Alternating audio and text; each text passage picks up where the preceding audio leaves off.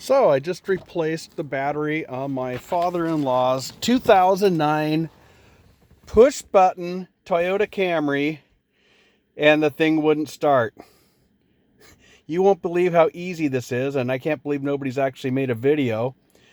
You keep the car door open like this. You do not put your foot on the brake to start it. You tap this button twice. Once, twice. Then you come over here to where the door is and you push the dome light in and out. Turns this light off here. You see that. But you only do that once. And then you put your foot on the brake, making sure everything's in park, of course, and it will start again as normal. That is so stupid, but you're welcome.